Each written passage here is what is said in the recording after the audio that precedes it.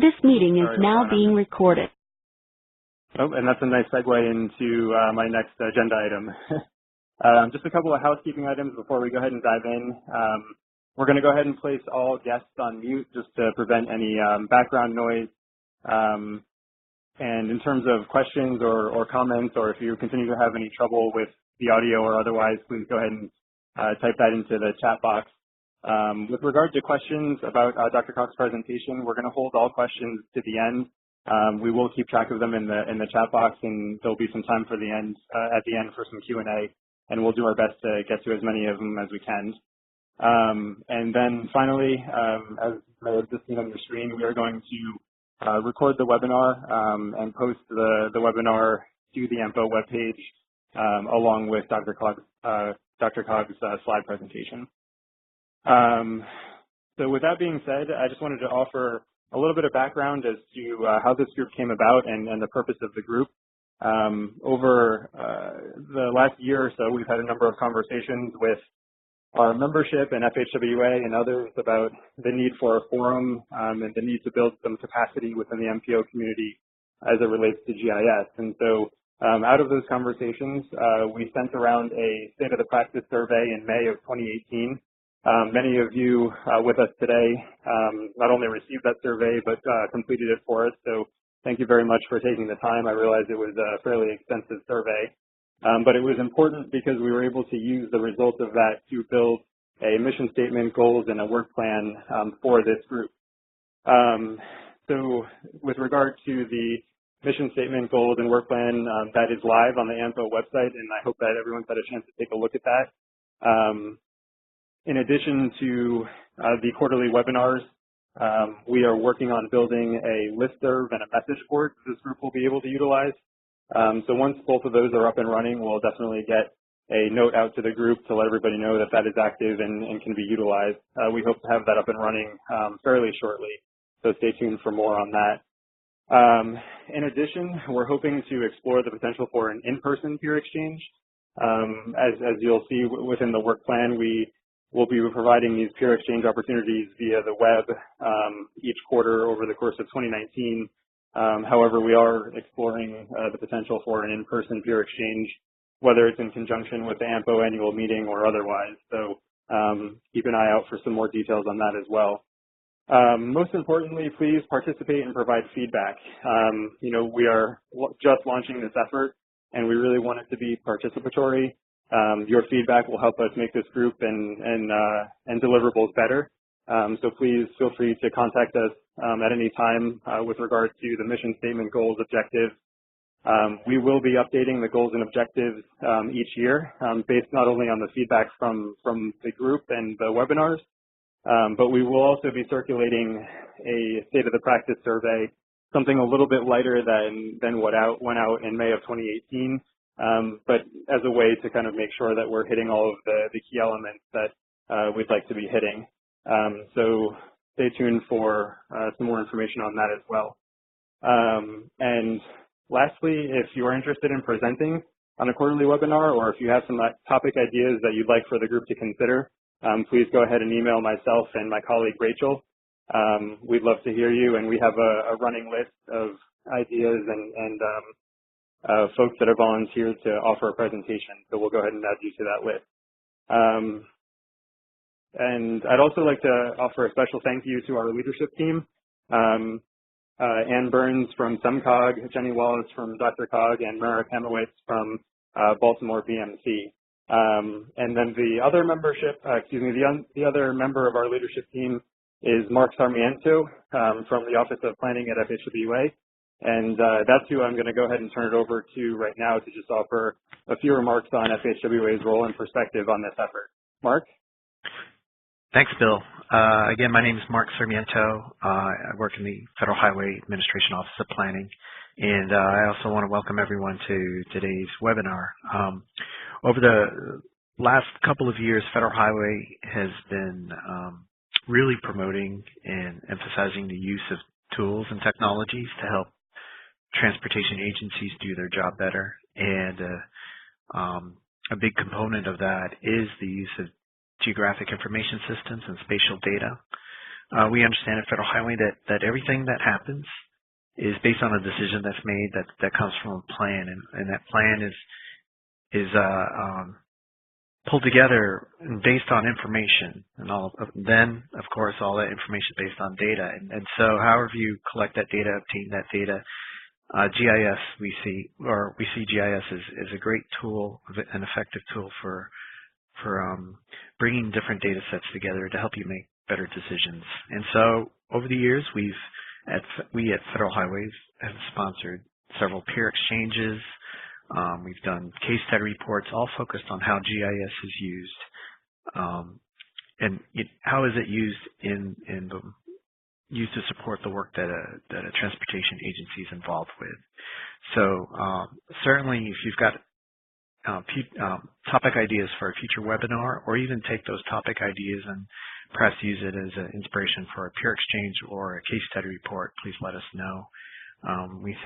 We believe that GIS can help agencies do part of what they do better, and we wanted to make sure that we kind of address the needs of the professional community in the transportation agencies with respect to GIS. I think there's a big area of potential here to really get the community to talk with each other, to network, to learn what your peers are doing. I've seen this on the state DOT side, where I work with AMPO and their GIS task force. There's a lot of good work that comes out of there, and that's kind of why we at Federal Highway started talking with AMPO, looking to look and see if we can do something similar with MPOs. And certainly there's a large number of MPOs versus a number of states, and so there's a big opportunity to do some good work. So just want to keep it short. Welcome everyone, and certainly if you've got questions for me specifically, you could type that into the chat box. I'll put some links. We have I spoke about our case study reports and peer exchanges. We do summary reports of those peer exchanges. If you're interested in taking a look at those to get some ideas, I'll put a web link on that. I mentioned a little bit earlier, I also work with AMPO, and they do have a GIST symposium coming up, and that's later in April. That'll be in Florida. I think it's April 23rd. I'll put a link to their website. And that might be something else to consider too, if in addition, maybe more than a peer exchange, if there's interest in pulling some sort of larger meeting together, that's something we can definitely look into. So with that, I can hand it back to Bill. Great, thank you, Mark. And to Mark's point, if there are any other additional resources that folks on the phone have that they'd like to share, we're looking to build out some resources on the webpage that we've built on the AMPO website. So please feel free to share those with myself and my colleague Rachel, and we'll do our best to get those up for others to take a look at.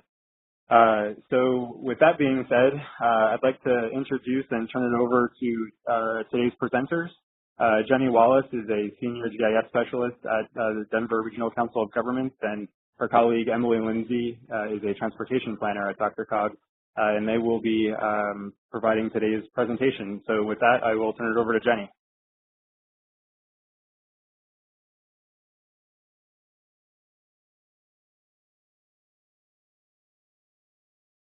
Ooh, Jenny, you may be on mute.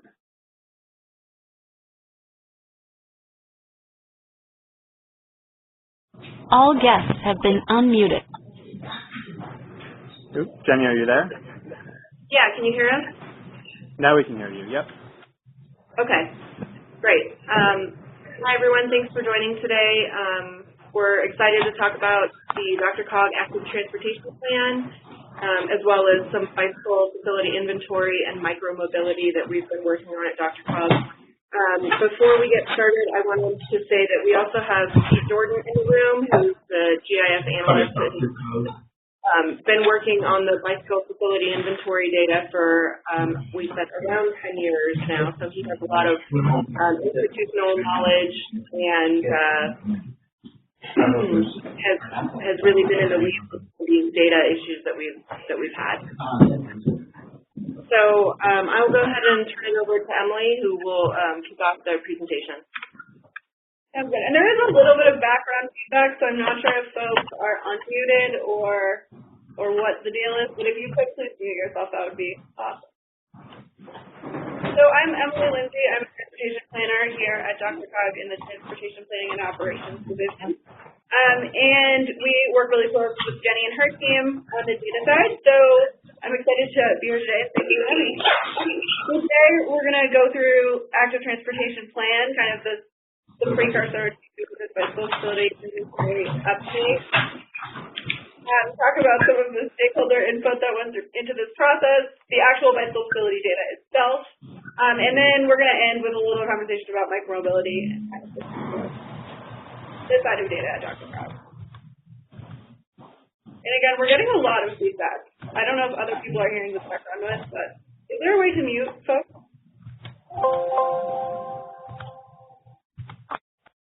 Okay. Cool. Thank you.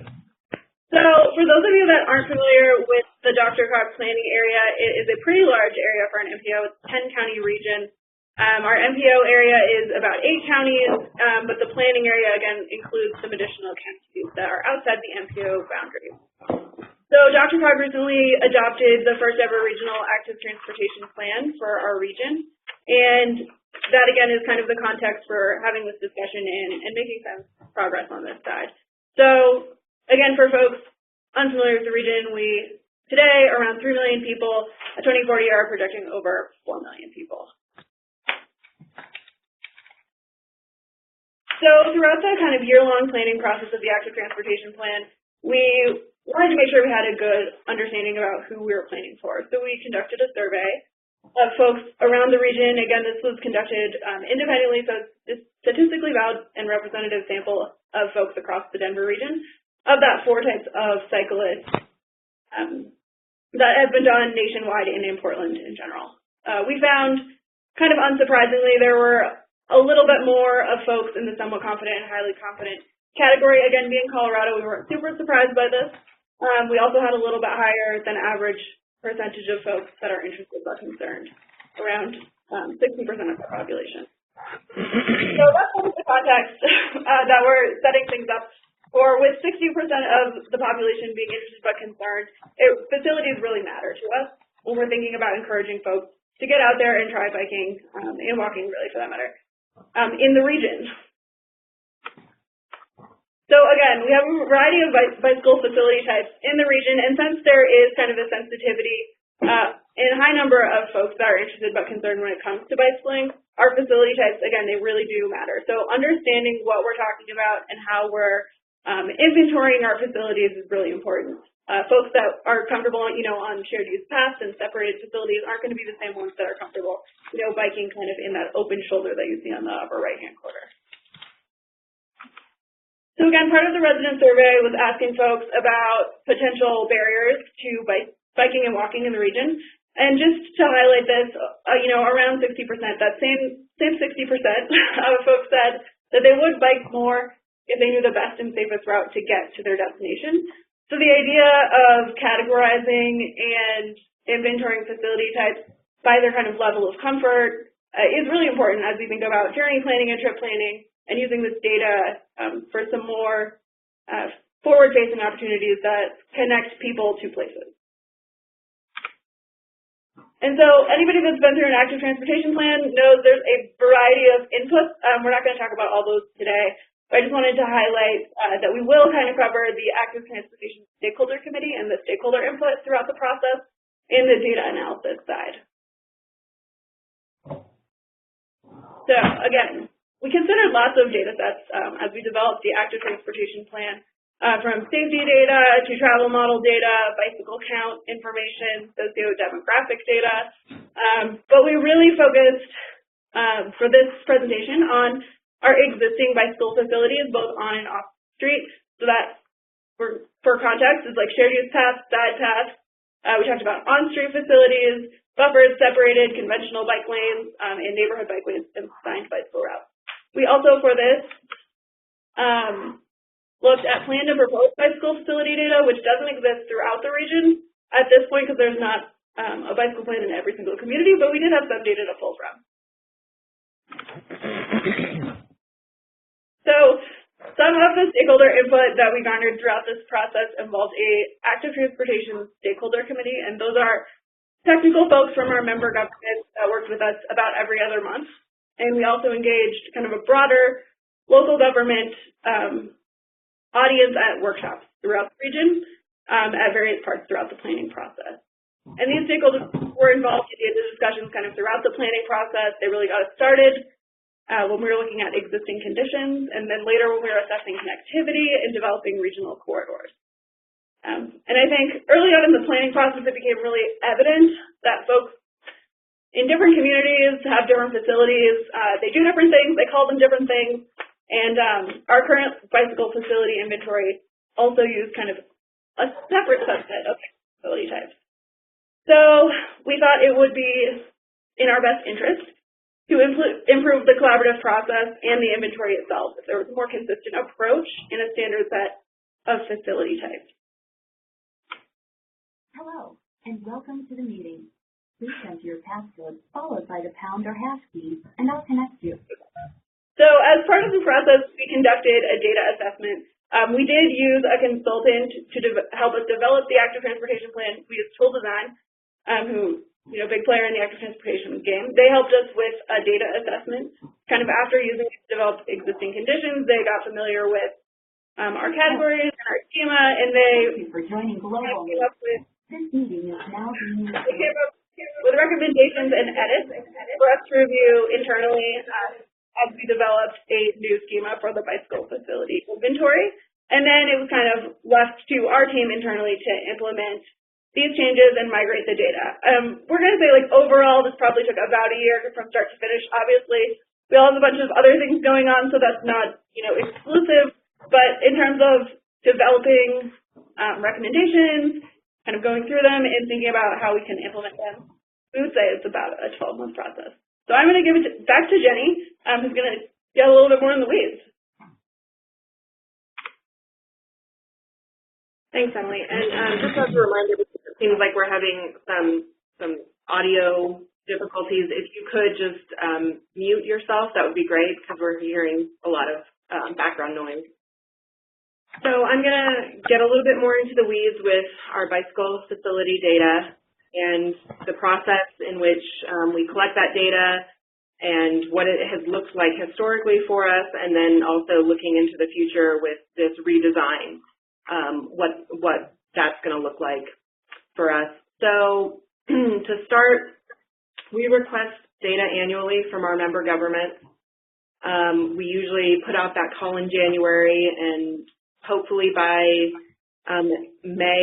April or May, we've collected all of that data and we can start processing it. So we have 58 member governments. Of those, we expect to get data, specifically bike data, from about 42 of them. And just for a little bit of context, in 2019, we received bicycle facility or trails data from about 26 jurisdictions. So we take that data and start to process it, which can be a time-consuming thing. A lot of the features that we have in our record set are verified using various imagery sources. We have our internal area photography project that we do, so we capture that imagery every 2 years, and so we use that data. We also use Google Streets, Google Earth, basically any type of imagery that we can to verify signage, to verify routes, things like that. In rare cases, field facilities have been field verified, so that also adds to the time consumption of processing this data set. And with over 18,000 records in the data set, unique features, and you can imagine that takes a while for us to get through. And now historically, this has been something where we edit it basically as time allows throughout the course of the year. We're hoping that with this new way of doing things, we'll be able to streamline that so that we really focus on edits for 1 or 2 months after we receive the bulk of our member government data, and hopefully be done with that year's capture by the end of the summer. Once the data is processed, we put it up on the regional data catalog and also our DRCOG bike web map, which here's a screenshot of it, and down at the bottom is the link if you're interested to take a look at that. The web map is pretty basic. There's not a lot of depth to it. It basically shows on and off street facilities, and it can be filtered with paved and unpaved routes. And this is one of our more popular maps at DRCOG. Within the last month, I would say we had about 500 hits to the site, and I'm going to talk a little bit about some of the issues that we have with analyzing the data. So first, we've had inconsistent naming conventions, which makes querying specific routes a challenge. In addition, we have not been able to calculate the accurate number of bicycle facilities in miles, and that's just because based on we basically have street center lines that don't show direction, so that's a major limitation in our data set for being able to calculate those facilities. Additionally, our facility types have been developed internally and over time, so that hasn't really played well with the consistency that you'll find in industry standards. So that's one of the things that we really focused in on with this project, was making those consistent with industry. As I mentioned previously, our data is available for download and on the web map, but these data sets have been historically different from the internal data set that we use. And those differences have historically not been well communicated with the public, which has caused concern. And we've had member governments approach us saying that our bicycle data doesn't really jive with what they have, and that in part has been because of the filtering process that we use in order to take the data set from an internal to an external data set. And I'll go into that a little bit. So just to give some context as far as what we're filtering, we filter for existing facility types and if the facility width meets the DRCOG criteria, and also making sure that there's no data restrictions on the data. Additionally, there are a couple of facility types that we have historically filtered out from the public-facing data sets, and that's mostly where we get a lot of inconsistencies with member governments telling us that they actually have data there, but we're not showing it, and that's kind of the reason why we do that. So the workflow internally looks like this. We use version editing for that data set, and we edit the data in ArcGIS, and then we have maintenance scripts that update the data, so we push it from a SQL Server enterprise environment to a Postgres environment, and some of that's done with the maintenance script, and then we also do the version editing sort of administrative tasks that come with that, compressing the database, clearing out users and re-adding them. So we filter out the data and we move it to Postgres, and that filtering process is what I just described as far as existing facilities, certain facility types are filtered out, and then that's moved to Postgres so that it can be rendered through GeoServer, which goes straight to our regional data catalog and the web map. So I think this is I'm going to start getting into some of the more interesting components of this project, which is going from an old schema to a new one, and specifically honing in on some of these facility types and going from old facility types to new ones. And so I'll be showing a list of tables here that really just showcase what our data looks like now and what it looks like moving forward with this new development that we've had. So the old schema, pretty basic stuff. We have a facility type number, a type description. the status, whether it's existing or proposed, facility name, a sign field which indicates the presence of signage. This FX10 is a subtype of one of the facility types that we have. Width fail has been historically has it met a width criteria of 8 feet. The facility source and whether or not the facility is considered valid by DRCOG. Some source and notes information and whether the feature has been updated. Some of these are internal fields that we don't really publish outside, but I just wanted to show them to everyone just so you could see what our process has been. An align check field to make sure that the feature aligns properly with imagery, and whether the data was edited from a local member prompting that, the community and the county, and the length of the segment, and then also where the sign is located. This restriction field is the newest one that we've added because we had one of our jurisdictions kind of shut down sharing of their data, so we needed to add that. So that's kind of what the old schema looks like. And then this is what the old facility types look like. There are 16 of them. And I won't read everything, but I just wanted to provide all of this information to you so that when you get the slides, you can know a little bit more about what in-depth these look like. So we have shared lane, shoulder, bike lane, multi-purpose sidewalk, separated multi-purpose sidewalk, paved trail next to road, unpaved trail next to shoulder, paved trail, unpaved trail, no route signage, neighborhood trail, other unknown, path or cul-de-sac links, protected bicycle lane, bike boulevard, and connectors.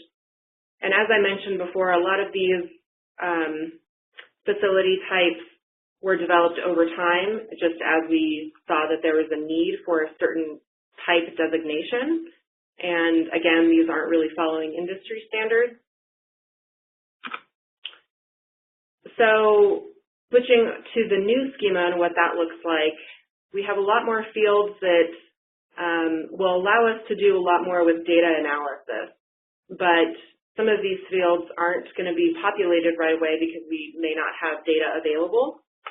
There are some communities that have some of these fields available, and we will populate them as we can and as the data is available. But some of these we're just going to have to, we've basically left a place mark for them, and we will populate them as we can.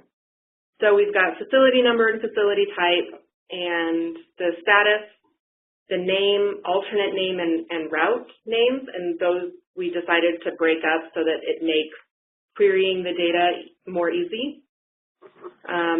Crossing indicates that the segment is a crossing sign that's carried over from the old schema. It indicates the type of signage. Substandard was comparable to the width fail criteria of the old schema. Some of these new fields that we've added are the number of sides, the number of travel ways, whether or not there's on or on-street parking available, the surface type. Some of these are the source, the notes, the restrictions. Those are the old fields carrying over. Now we're going to be including the proposed plan year and proposed plan web link, and that will help us in determining proposed facilities versus existing facilities a little bit better. Horizontal buffer, if there's a separation. Vertical barrier indicates that there's a vertical barrier present, the width of the segment, and if rumble strips are present. Counties, the same, and we have an on and off field name for indicating whether or not the facility is on or off street, followed by the length and in feet and miles. So moving to the new facility types, which is probably the most exciting outcome that we have from this project, is going from the 16 facility types that were not consistent with industry standards to something a little bit more polished. So we have paved shoulder, bicycle lane, shared use path, side path, unpaved path, separated bicycle lane, bicycle boulevard, local path, shared lane, and we have this sort of catch-all other unknown for features that just aren't recognized as fitting into any other category. Yeah, and go ahead. Emily here. I just wanted to jump in really quickly for any planners that are listening. Just in case you guys have seen the recently released Federal Highway Bikeway Selection Guide, you'll notice that several facility types that are mentioned there and in the upcoming AASHTO Bike Guide are referenced as new facility types here. I think some of the things that you might notice off the bat is that bike lanes, conventional bike lanes, and buffered bike lanes, just paint, no vertical separation, we kind of put into one facility type, and we're using attribution to separate those out, but we really did want to organize the facility types to better align with AASHTO and Federal Highway recognized facility types. You should see more info on that kind of to come from these agencies. Thanks, Jenny. Thank you. Appreciate that. Okay. So I'm just going to briefly talk about how we migrated the data. We basically took a shapefile of the old data that was through versioned editing on ArcGIS and moved it to Postgres. That's typically where we do a lot of heavy data processing is in a Postgres post-GIS environment. So we created a new table with that new schema and copied the data over from the old data, and we calculated new fields based on what we knew about crosswalking the old data to the new data. And then we moved it back to SQL Server into our enterprise GIS environment and created and applied domains to the data just so we could lock down the consistency a little bit more. And then we basically started migrating some of the data that wasn't able to be coded automatically. So when we were crosswalking the facility type, on the left is the old facility types, on the right is the new facility type. So I'm just going to go through and show you quickly how these kind of mapped out. So shared lane went straight to shared lane, shoulder became paved shoulder, bike lane was bicycle lane, multi-purpose sidewalk became a side path, unpaved trail next to shoulder became unpaved path. Paved trail waterway utility became shared use path. Unpaved trail became unpaved path. Neighborhood trail was a local path. Path or cul-de-sac links became a local path. Protected bicycle lane became separated bicycle lane. And bike boulevard became bicycle boulevard. So with that, these were the ones that were left here on the left. Separated multi-purpose sidewalk, paved trail next to road, no route signage, other unknown, and our connectors. And of the around 18,000 records that we had in the data set, what was left over, these 5 different categories or facility types, there was about close to 7,000 features that needed to be categorized into one of these new facility types. So with some of these, it really just depends on the actual facility. For the separated multi-purpose sidewalk, it's a difference of whether or not the width is greater than 6 feet, and based on that, if it was less than 6 feet, it would go to a local path. If it was greater than 6 feet, it would go to a shared use path or a side path. I'm not going to go through what all of the decisions are to basically push these into a facility type, but just the idea here is that a lot of this is not cut and dry where we can just crosswalk it straight into another facility type. Has been substantial work on the back end to be able to move these old facility types into new types based on those new criteria.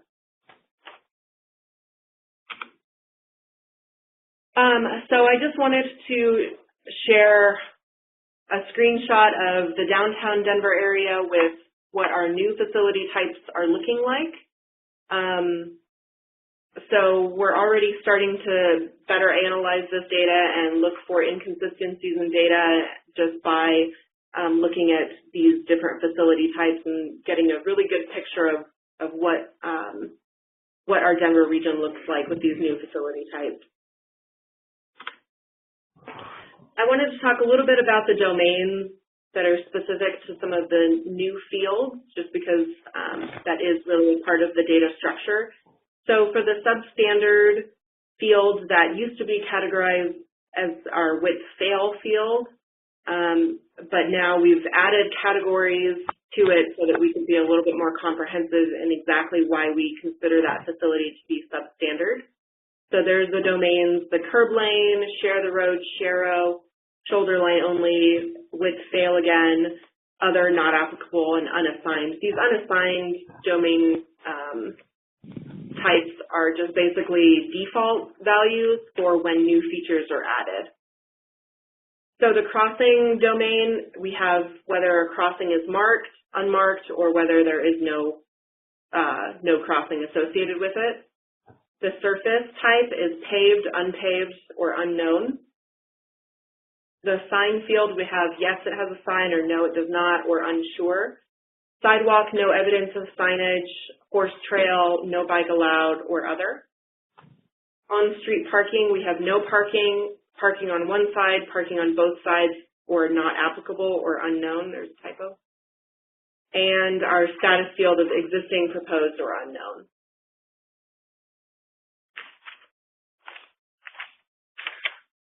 So with this screenshot, I just wanted to illustrate, I had talked a little bit previously about the facility names and how we didn't have a great way to query those just because they were inconsistent names. So that's why from the old schema that we had, we broke out the name into several fields, which are visible here, the name, the alternate name, and the route.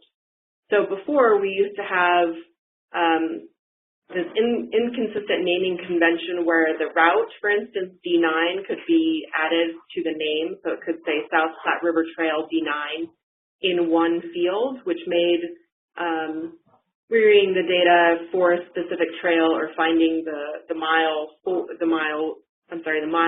a specific trail difficult because the names were inconsistent. So this time we wanted to break that out, and also recognizing that a trail may be named more than one thing. It may have a local name, but it also may be a part of a larger regional trail. So we wanted to capture that as well. And this is kind of an analysis that was performed because we were able to make those naming conventions a little bit more standardized. So on the far left, I basically grouped the facilities by name, and that after the names were cleaned in this new data set. And then in the middle picture, it shows facilities where the group or the name is, when you added all of the segments together, the trail was longer than 10 miles. So these are what we would maybe consider regional or larger trails, which allows you, when you zoom in on that data, to really focus in on some missing links. So on the far right, this is a regional trail that is just missing this little section here. And so very quickly we're able to identify that and then be able to fill that in with a crosswalk and just make that connection.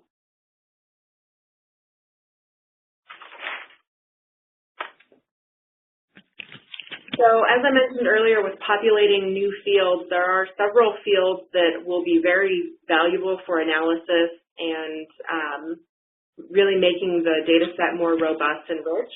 But we're not quite there as far as being able to populate them entirely. It's going to take some work and a lot of verification, both with imagery and possibly with field verification, to determine whether or not we can populate these fields. But for some of them, we are able to make some assumptions about if it is a certain facility type, then it will have this many number of sides or this many travel ways. So there are a few things that we can automate, but in large part, especially when it comes to the width, that's a really difficult one to be able to populate, and whether or not we're going to be splitting features when the width changes, that's something that we're still dealing with internally. So we have some work to do on getting this data set complete with all of these fields, but we're at a really great point where we can start to do that. And I'll also say for this that I may have mentioned this before, but we have some jurisdictions that have this data already available in their data set, so we'll be able to incorporate that more.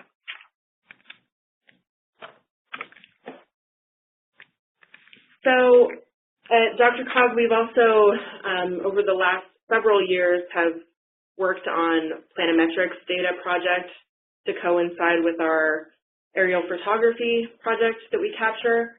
And one of those data sets that is available to us is sidewalk centerline data, which is in this screenshot, it's the blue line.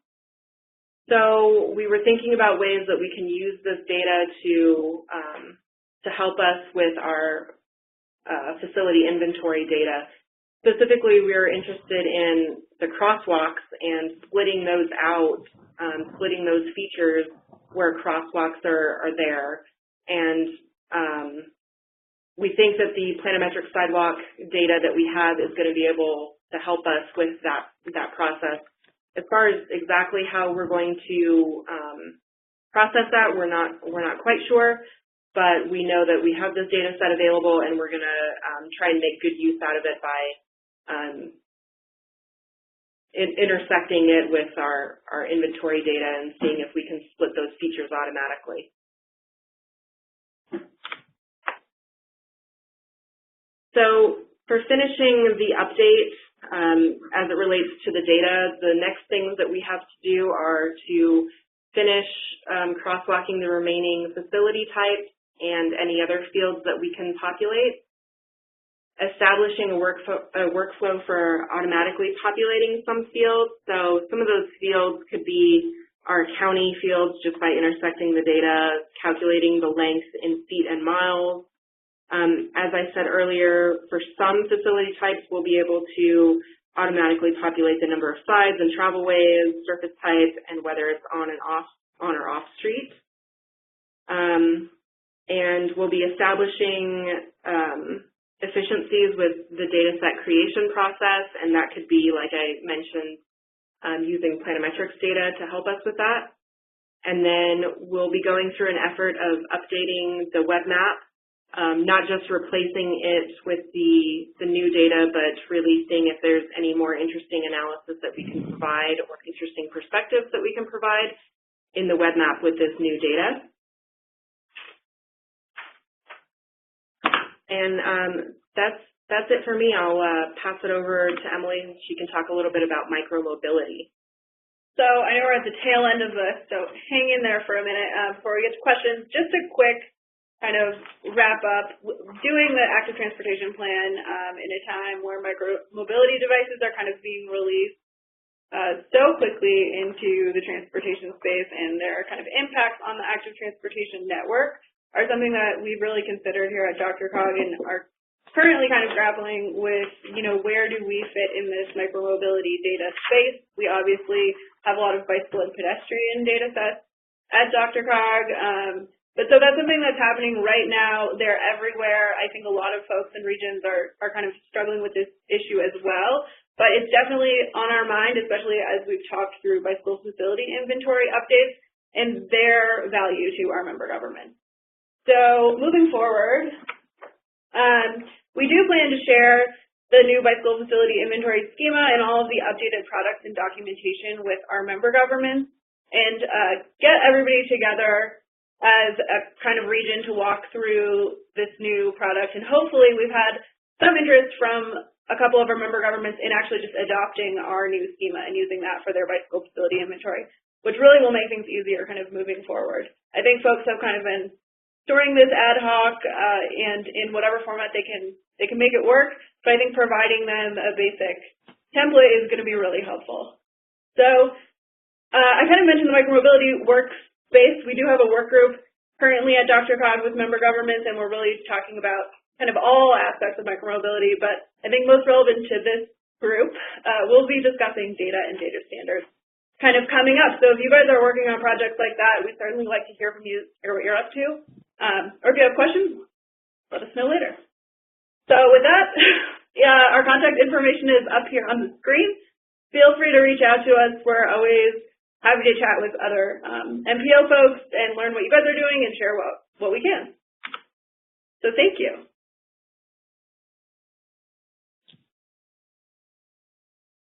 Great. Thank you very much to both Jenny and Emily. And it looks like we do have a couple of minutes for a few questions here. Look, there are two currently in the box that we'll take a look at. But for others on the phone, if you do have a question about Dr. Cogg's presentation, please go ahead and type it into the chat box, and we'll do our best to get to it as we have just a few minutes left. So Jenny and Emily, the first question is, do you crowdsource data or rely exclusively on data provided by local governments? This is Jenny. So right now we rely on data provided from local governments. As I mentioned, we have the 26 jurisdictions that for the 2019 data capture have provided us with data, and that keeps us pretty busy as is, in incorporating all of that data into our inventory. I don't think that we're opposed to thinking about volunteer information and seeing ways that we could do that. But right now, we just are using our local member government data.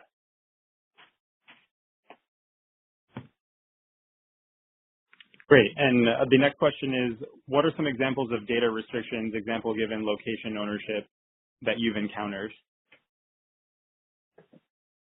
So historically, this data set's been pretty open. As I mentioned, just this last year, we had one of our member governments, a county, decide that they didn't want to share the data anymore. So we, like I said, we go through a filtering process when we actually get to the point where we're sharing the region-wide data set, but and to filter that information out. But historically, we haven't had any data restrictions on this data. I think people are pretty willing to share this data so that, you know, we can have a more robust inventory across the region.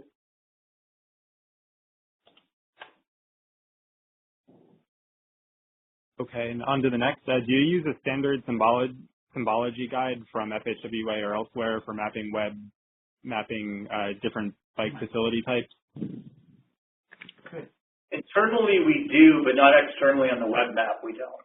Except for a very basic one. I think it's just on-street and certain types of off-street. I think I haven't looked at the new web map yet. We really don't. We historically have not been using industry standards for symbology, but that's something when we update the web map that we'll be looking into.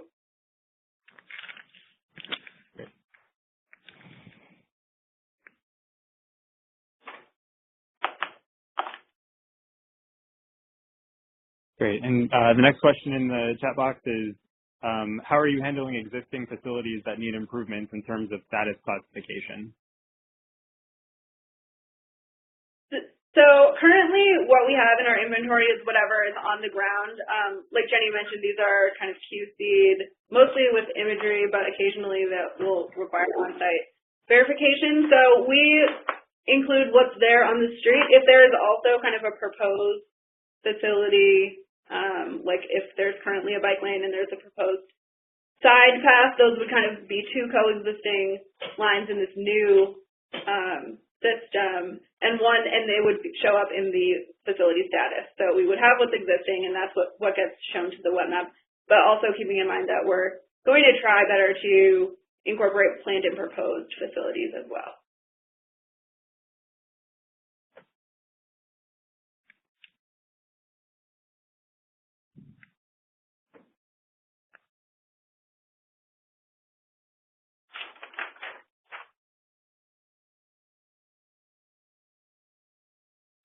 Great. And the next one is, what is the advantage of using Postgres to do data processing before migrating over to SQL Server? Part of that is a preference, but also we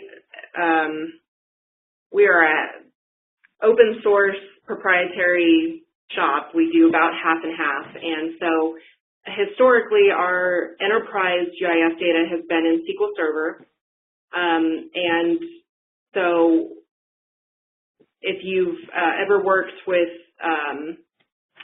enterprise data in GIS, some of the stuff gets kind of locked down, like what you can do on the back end.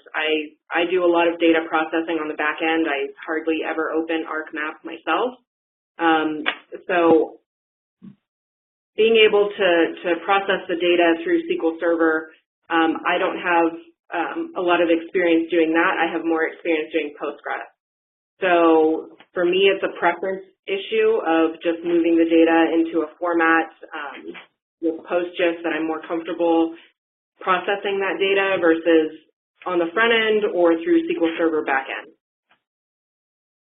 But if anybody has any further questions about that, I'd love to talk a little bit more about that.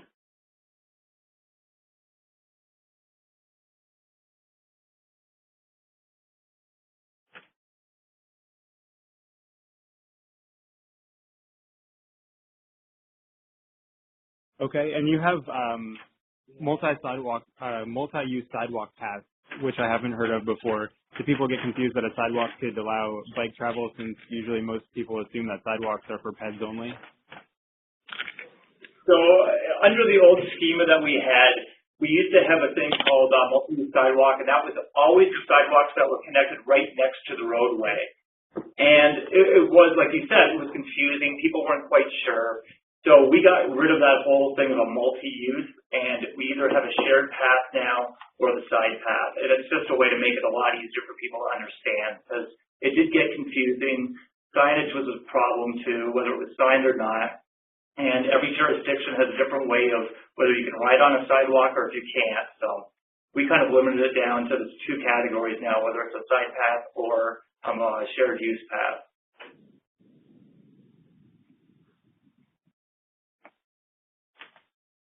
Great. And it looks like we have time for maybe one or two more before we wrap up. So in your opinion, how has this or will this inventory effort help improve your active transportation planning process? Good question. So I think we see a lot of opportunities to use this data. I think something that came out of the plan was really a stress on, I said stress, I'm going to say that like 5 more times, on low stress facilities. And so I think being able to really speak to the comfort of our bicycle facility inventory across the region is really important as we look forward to doing some analyses, like level of traffic stress analysis we couldn't really do with our existing data set. But now we're kind of moving in a direction where we're able to better assess the comfort and put that information together in a way that it's helpful to both our planning partners and, members of the traveling public that, we hear take a look at our web map and they're going to use that to plan their, weekend trip out to a brewery or whatever it is. So we're really excited that it kind of helps on the planning side and on the public side. We do have a transportation demand management team that works also with this data to encourage folks to bike more and walk more.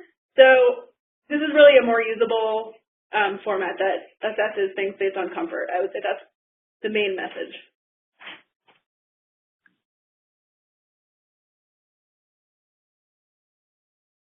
Okay, and one more question for this afternoon. Any plans to integrate into a topological network for future analysis, i.e. isochrone maps, first mile, last mile gaps, etc.?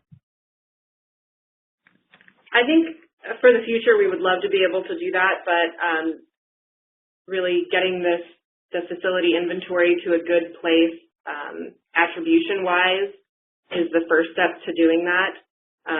But I think in the future that would be something that we'd be interested in doing. We're just not there yet. Right.